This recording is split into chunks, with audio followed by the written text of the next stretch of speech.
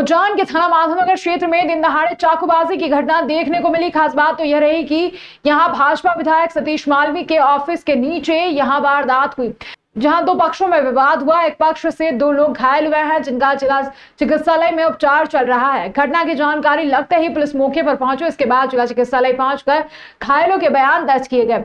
बताया जा रहा है कि दोनों ही पक्ष भारतीय जनता पार्टी से जुड़े हुए हैं। खास बात तो यह है कि आरोपी पक्ष पहले कांग्रेस समर्थक थे और अब भाजपा में आए हैं, वहीं घायल पक्ष बजरंग दल में पदाधिकारी रहे, अब भारतीय जनता पार्टी है। मामले में थाना माधवनगर प्रभारी राकेश भारती ने बताया कि दो पक्षों में झगड़ा हुआ है, दो लोग घायल हुए हैं। हम जिला चिकित्सालय मामले की जांच करने पहुंचे हैं। वहीं भाजपा विधायक सतीश मालवी पर आरोप लग रहे हैं कि झगड़ा करने वाले दोनों पक्ष उनके समर्थक हैं। हालांकि इस मामले में विधायक सतीश मालवी ने कहा कि मुझे सोशल मीडिया के माध्यम से जानकारी लगी है कि दो पक्षों में विवाद हुआ है।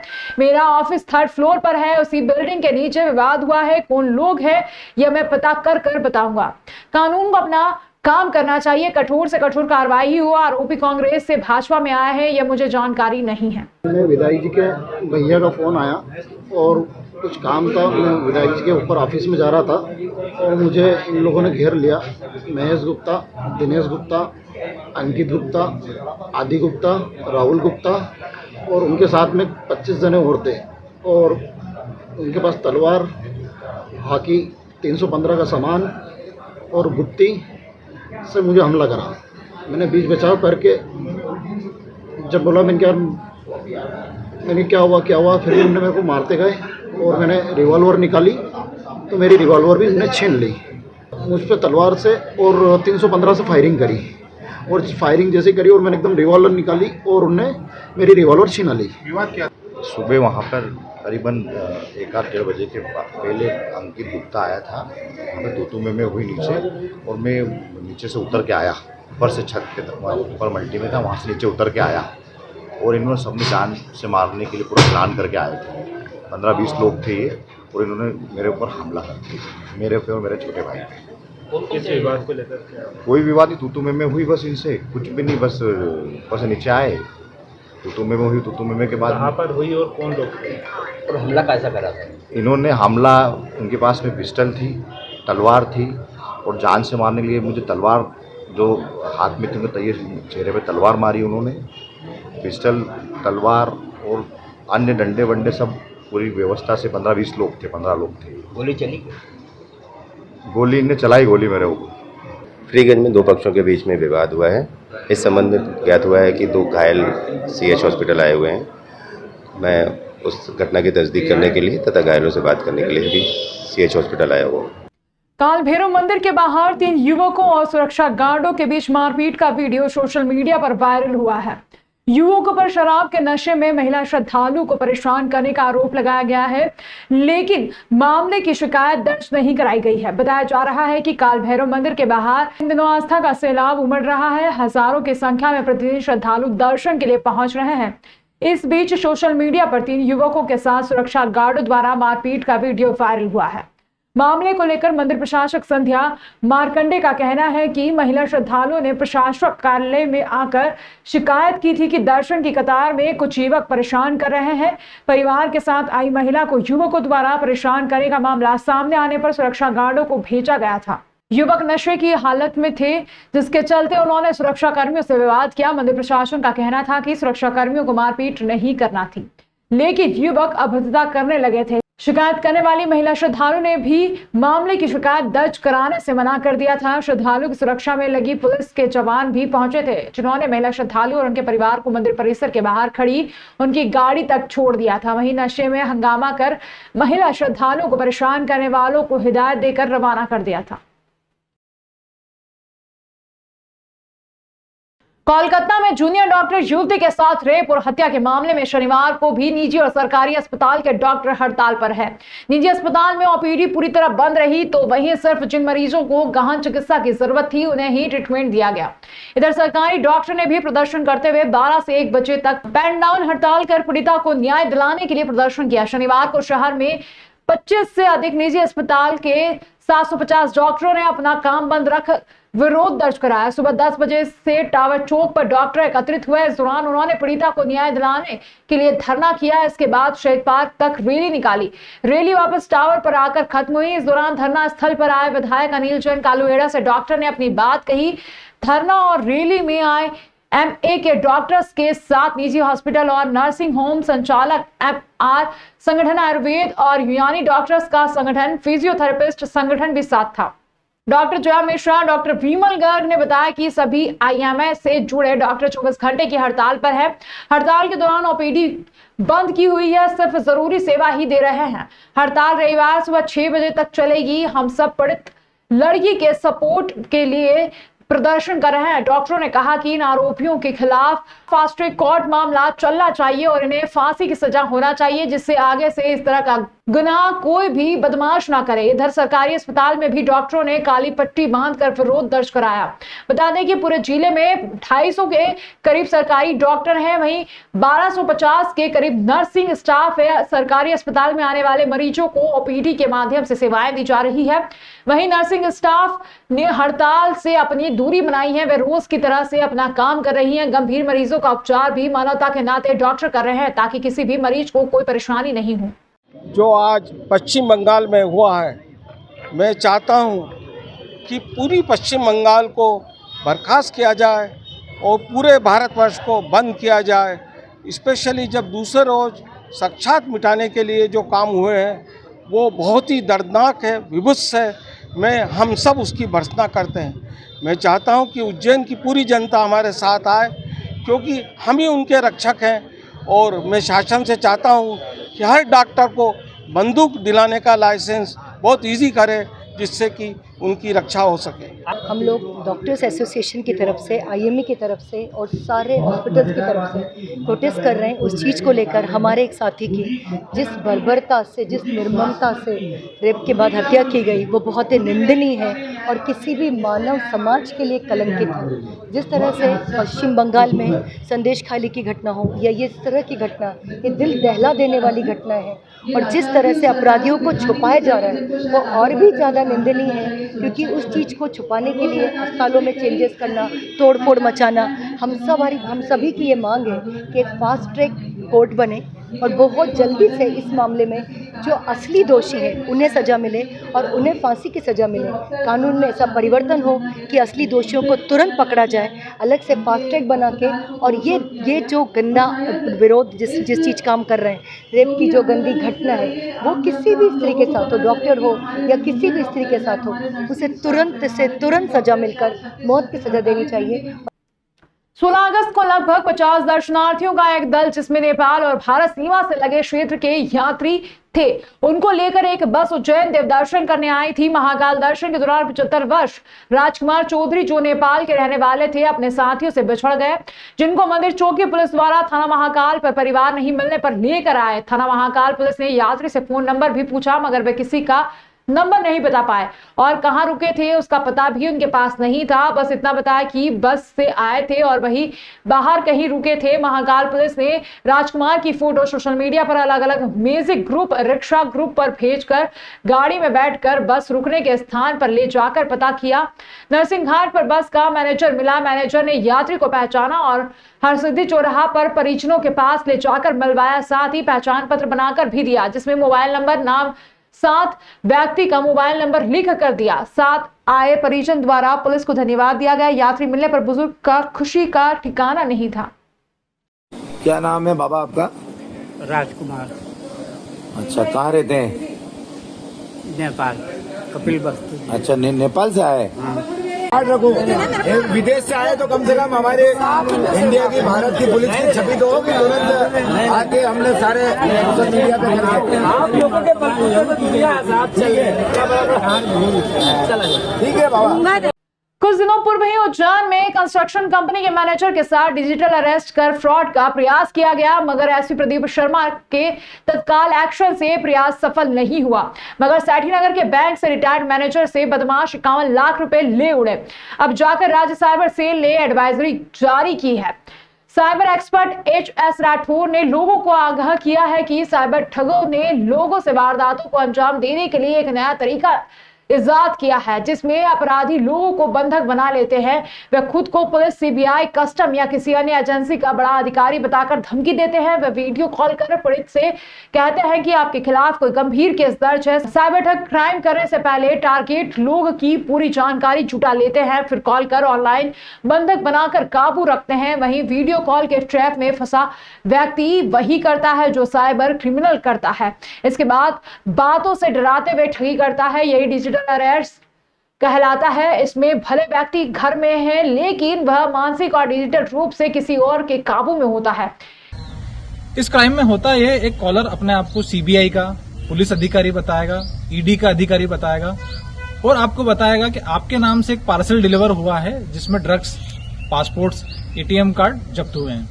वहीं दूसरा तरीका यह है, कॉल करने वाला आपको बताएगा कि आपके नाम से एक सिम जारी हुई है जो एक बैंक खाते में रजिस्टर्ड है और उस बैंक खाते में मनी लॉन्ड्रिंग का काफी पैसा आया है। इन सब बातों का भय दिखाकर ये लोग आपसे इंट्रोगेशन करेंगे। इंट्रोगेशन स्काइप नाम के ऐप पर करेंगे या फिर व्हाट्सएप पर वीडियो कॉल पर करेंगे। इंट्रोगेशन के दौरान ये आपकी डिटेल्स, आपके बैंक अकाउंट की डिटेल, उसमें बैलेंस, एफडी आदि की जानकारी लेंगे। उसके बाद ये आपको डराएंगे, धमकाएंगे कि आपकी गिरफ्तारी शीघ्र ही की जाएगी। अगर आपको बचना है तो नेगोशिएट करने का बोलेंगे और गिरफ्तारी के भय से आपको बताएंगे आप अभी एक बैंक अकाउंट में पैसा जमा कीजिए जो आरबीआई का अकाउंट है। अकाउंट में पैसा जमा करने के बाद इन्वेस्टिगेशन जब पूरी होगी तो पूरी राशि आपको रिफंड करने का बताएंगे। आरबीआई के नाम से आपको रिसिप्ट भी भेजी जाएगी। ये सारी चीजें फर्जी होती है। लोग भाग भय के मारे लाखों रुपए इनके बताए बैंक खातों में जमा कर देते हैं। तो ध्यान दीजिए, कभी भी किसी अननोन कॉलर पर विश्वास मत कीजिए। कभी भी किसी बैंक खाते में भय के मारे पैसा जमा नहीं कराएं। इस तरह की कोई भी घटना होती है तो 1930 पर कॉल करें या फिर एमएचए की वेबसाइट www.cybercrime.gov.in पर फाइनेंशियल फ्रॉड में जाकर रिपोर्ट दर्ज कराएं। उज्जैन जिले में पुलिस काफी सुस्त नजर आ रही है। शिकायत के बाद भी पुलिस कार्रवाई नहीं कर रही है। इससे फरियादी थाने के चक्कर लगाकर वापस लौट रहे हैं। ऐसा इसलिए कहा जा रहा है क्योंकि उज्जैन जिले में 5 दिन पहले वीडी क्लॉथ मार्केट के व्यापारी का मोबाइल सब्जी मंडी में चोरी हो गया था। पीड़ित व्यापारी ने चिमनगंज थाना पुलिस को इसकी शिकायत की, लेकिन पुलिस ने कोई कार्रवाई नहीं की। इससे परेशान पीड़ित व्यापारी ने खुद मंडी में लगे सीसीटीवी फुटेज खंगाले और सबूत के तौर पर पुलिस को दिए, जिसमें मोबाइल चोरी की पूरी वारदात कैद हुई। लेकिन पुलिस अब भी जांच की बात कहकर कोई कार्रवाई नहीं कर रही है। दरअसल वीडी क्लॉथ मार्केट के कपड़ा व्यापारी आलोक अग्रवाल 11 अगस्त को चिमनगंज थाना क्षेत्र की मंडी में सब्जी खरीदने के लिए गए थे। इस दौरान अचानक उनका मोबाइल चोरी हो गया। उन्होंने तुरंत अपने मित्र के फोन से कॉल किया तो उनका मोबाइल स्विच ऑफ आया। ऐसे में उन्होंने मोबाइल चोरी की जानकारी चिमनगंज थाना पुलिस को आवेदन के माध्यम से दी, साथ ही EFIR दर्ज करवाई और साइबर सेल को भी मामले की जानकारी दी। करीब 5 दिन बीतने के बाद शिकायत कर पुलिस ने कोई कार्रवाई नहीं की तो कपड़ा व्यापारी ने खुद की चोरों के बारे में जानकारी जुटाने का प्रयास किया। कपड़ा व्यापारी आलोक अग्रवाल ने सब्जी क्षेत्र में लगे करीब 35 सीसीटीवी कैमरे के फुटेज खंगाले तो उन्हें एक ऐसा वीडियो मिला जिसमें मोबाइल चोरी की पूरी वारदात कैद हुई है। इस सीसीटीवी फुटेज में 3 लोग चोरी की वारदात को अंजाम देते हुए दिखाई दे रहे हैं। कपड़ा व्यापारी अग्रवाल जब सब्जी मंडी वे सब्जी खरीद रहे थे तब उनके पास एक युवक पहुंचा और उसने एक थैली की आड़ कर व्यापारी के जेब से मोबाइल निकाल लिया। मोबाइल चोरी करने वाले युवक के साथ एक और युवक था जो मौके पर निगरानी कर रहा था। इन दोनों युवकों के साथ एक महिला भी दिखाई दे रही है। फरियादी व्यापारी ने इस घटना का वीडियो चिमनगंज थाना पुलिस को सौंप दिया है, लेकिन पुलिस फिर भी चोरों का पता नहीं लगा पाई।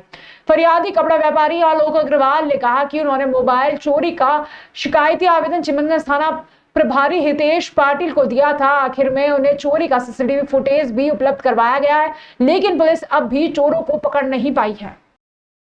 मध्य प्रदेश के उज्जैन में स्थित विश्व प्रसिद्ध महाकालेश्वर मंदिर के नंदी हॉल के पास स्थित गणेश मंडपम का एक वीडियो खूब वायरल हो रहा है। यह वीडियो 3 स्ट्रीट डॉग यानी श्वानों की लड़ाई का है। मंदिर परिसर में आवारा कुत्तों की आवाजाही इतनी बढ़ गई है कि आए दिन श्रद्धालुओं पर कुत्तों के अटैक करने के मामले सामने आ रहे हैं। अब तो मंदिर में कड़ी सुरक्षा और निजी गार्ड तैनाती के बावजूद 3 कुत्ते मंदिर के गणेश मंडपम तक पहुंच गए और मंदिर के परिसर में श्रद्धालुओं की भीड़ में ही झगड़ने लगे। कुत्तों की इस फाइट से श्रद्धालु भी घबरा गए। अब इसका वीडियो सोशल मीडिया पर वायरल हो रहा है। महाकाल मंदिर की सुरक्षा में करोड़ रुपए मंदिर समिति खर्च कर रही है। यहाँ 500 से अधिक सुरक्षाकर्मी चप्पे चप्पे पर मौजूद रहते हैं। इसके बाद भी मंदिर परिसर में स्ट्रीट डॉग लोगों को काटते रहते हैं। कई बार इसकी शिकायत नगर निगम को की गई, लेकिन कार्रवाई नहीं करने से कुत्ते अब मंदिर परिसर में गणेश मंडपम तक चले आ रहे हैं। ये बात सही है, ये चिंता का भी विषय है, क्योंकि 2-3 बार कुत्तों ने श्रद्धालुओं को शायद बाइट भी कर दिए। पर चूंकि मंदिर की परिस्थिति ऐसी बनी हुई है कि मंदिर अभी सब दूर से खुला हुआ है, उसका निर्माण पूर्ण नहीं हुआ है, तो इस कारण भी बहुत सारी सुरक्षा में चूक हो जाती है। वो डाक अंदर आते हैं, पर ये सुरक्षा कर्मचारियों को बहुत निगरानी करके इस चीज को ध्यान में रखना पड़ेगा। महाकाल मंदिर पुजारी परिवार की ओर से रक्षाबंधन के पर्व के लिए पुजारी परिवार की महिलाओं द्वारा रक्षा सूत्र और वैदिक सूत्र बनाए गए हैं, जो रक्षाबंधन के दिन महाकाल को बांधे जाएंगे। दरअसल प्राचीन काल से चली आ रही परंपरा के अनुसार विश्व के हर पर्व की शुरुआत विश्व प्रसिद्ध महाकालेश्वर मंदिर के आंगन से होती है। इसी श्रृंखला में महाकाल मंदिर के पुजारी परिवार की महिलाओं द्वारा महाकाल को रक्षाबंधन पर्व पर रक्षा सूत्र अर्पित किया जाता है, जिसकी तैयारी पुजारी परिवार की महिलाएं रक्षाबंधन पर्व के पहले से कर देती है। पुजारी परिवार की सीमा जोशी के अनुसार ईश्वर से महाकाल के लिए सुरक्षा सूत्र के अलावा वैदिक सूत्र भी बनाया जा रहा है। वैदिक सूत्र के साथ समय की पत्तियां, चावल और अन्य सामग्री रहती है, जिससे एक वैदिक सूत्र तैयार किया जाता है। वैदिक सूत्र और रक्षा सूत्र बनाने के लिए विदेश के श्रद्धालु ने सामान यहाँ पहुंचाया था। इसके बाद रक्षा सूत्र वैदिक सूत्र बनाया जाता है, जिसे रक्षाबंधन के दिन महाकाल को सबसे पहले भस्म आरती में अर्पित किया जाता है।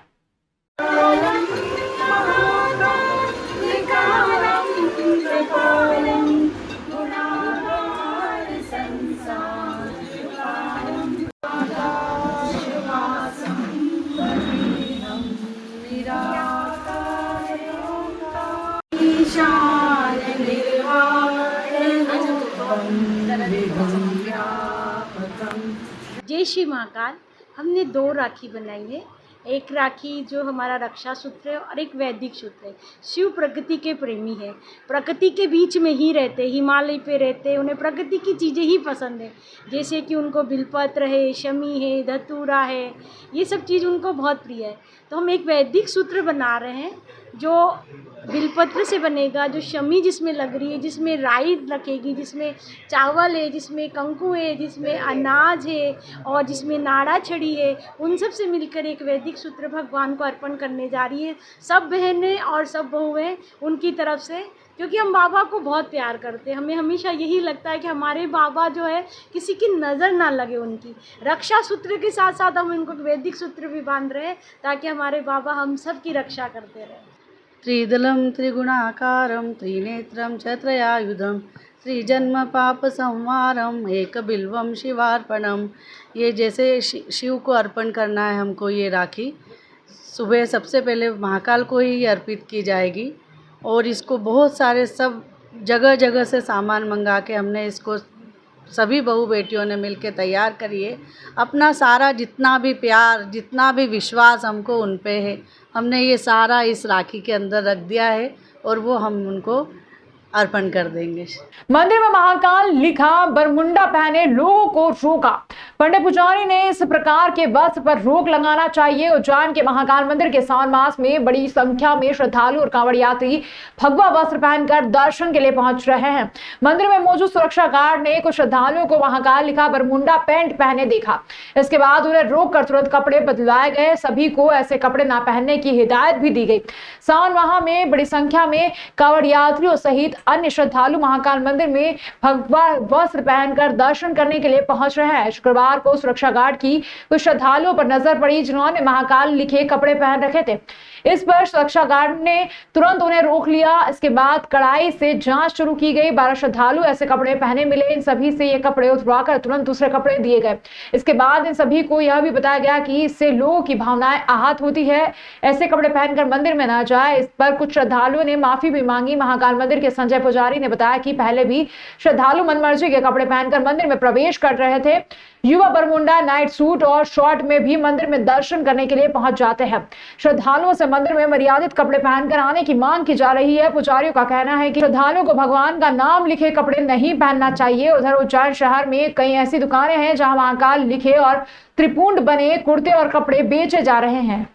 बिल्कुल प्रबंध समिति को इस मुद्दे को बहुत अहम तरीके से लेना चाहिए, क्योंकि महाकाल मंदिर एक देव स्थान ही नहीं है, पूरे संसार के लिए पूजनीय है। और यहाँ से इस टाइप का अगर कोई गलत संदेश जाता है तो वो सनातन धर्म के लिए अहित करने वाला होता है। तो समिति को तत्काल ऐसा कोई निर्णय लेना चाहिए कि जिससे ड्रेस कोड लागू हो और हर आदमी अपनी मर्यादित कपड़े पहन के भगवान के दर्शन करने आए।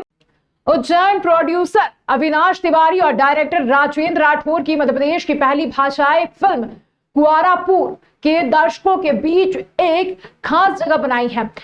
अविनाश फिल्म्स और नेक्शन बैटरी के बैनर तले बनी इस फिल्म ने दर्शकों को भरपूर मनोरंजन का बूस्टर डोज दिया है। पूरी तरह से पारिवारिक भारतीय संस्कृति पर आधारित इस फिल्म की कहानी दर्शकों को अंत तक बांधे रखने में सफल रही है। कुआरापुर की सफलता इस मायने में भी महत्वपूर्ण है कि इसमें बॉलीवुड स्तर की तकनीकी उत्कृष्टता को बनाए रखा गया है।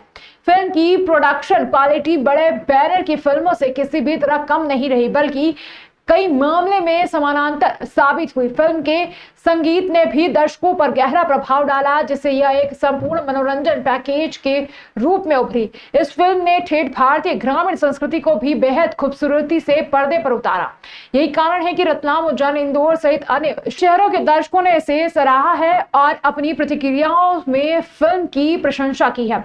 फिल्म में नायक अविनाश तिवारी के उम्दा अभिनय ने दर्शकों को गुदगुदाया, जबकि सहपात्रों के रूप में दूल्हे के पिता, फूफा, मामा और दोस्त की भूमिकाओं ने भी कलाकारों ने अपने किरदारों के साथ न्याय किया है। फिल्म के खलनायक शंकर फ्रूटी का यादगार अभिनय भी दर्शकों के दिलों में बस गया है। लल्ली के रूप में नायिका अन्नपूर्णा द्विवेदी ने भी अपनी भूमिका को बखूबी निभाया है। फिल्म में कुआरापुर गांव में हीरो की शादी और बारात के दृश्य दर्शकों को हंसी के ठहाके लगाने पर मजबूर कर देते हैं। अन्य कलाकारों में असरानी, विक्रम गोचर और गरिमा अग्रवाल ने भी अपनी भूमिकाओं में जान डाल दी। आइटम सॉन्ग में अनुप्रिया लक्ष्मी कटोच ने अपने डांस से दर्शकों की तालियां बटोरी। असरानी का डायलॉग "हम अंग्रेजों के जमाने के टीटी हैं" ने उसकी फिल्म शोले की याद ताजा कर दी। फिल्म की सफलता को देखते हुए निर्देशक राजेंद्र राठौर ने मुख्यमंत्री मोहन यादव से अपील की है कि कुआरापुर को टैक्स फ्री बनाया जाए, ताकि अधिक से अधिक ग्रामीण दर्शक इसे देख सके।